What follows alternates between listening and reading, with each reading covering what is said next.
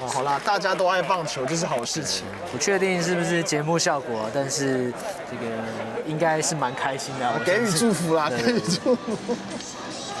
不确定是不是第二春，但是应该喜悦都展现在脸上。对，来看一下状况到底如何。哇，最后145的速球保送了打击的蒋少红，连续2个4坏球保送。这一棒带得蛮扎实，在右半边方向。这个时候罗萨有得跑，这个球最后是在文力炸酱面的面前落地，形成了安打。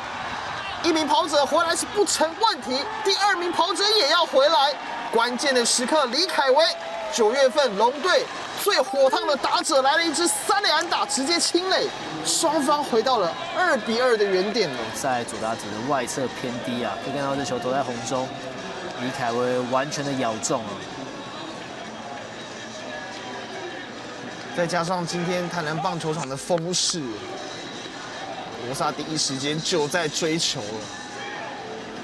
那再加上因为一个高弹跳的关系了，他还在等球掉下来。这球如果没有弹出去啊，那当然2出局之后打出去，跑者就全速奔跑，蒋少红要回来应该不是什么太大的问题。直接反转战局哦。来看一下这一棒又带了很高，在右半边，这个球还在飞，最后上去了。又是第5局，又是吉利吉劳拱冠，又是一支2分打点的全垒打。连续2场比赛，他都担任了 clutch hitter， 直接反转战局，本季第9轰，4比2，龙队反超前。开局的时候我们就讲到味全龙的长打是他们在前阵子状况比较不好的时候一直没有办法发挥出来的地方啊。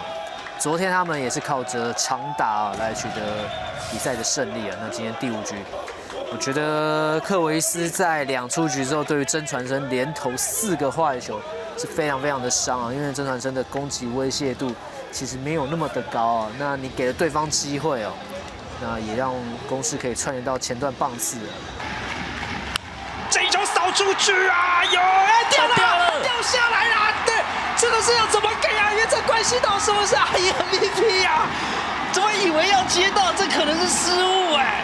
哇，这个球看起来林敬凯应该接得到，林敬凯这个表情应该也是说，哎，那怎么会没接到？囊中之物怎么会掉出来了？连大饼教练都觉得有点不可思议的表情哦。哇，这样子是2分呢。哇，这个球紧绷的状态之下，这样是失误哎。哇，现在给的好像是失误哦。给失误哎。因为感觉他已经就定位，手套也拿起来了。因为这个球其实是有一点点挤压，然后看起来林敬凯已经掌握到了，也脚步也放轻松了，就没接进去哎。这是失误啦，没有错，因为这个球他是已经站到定位了哦。哇，对统一来讲，这个损失蛮大的。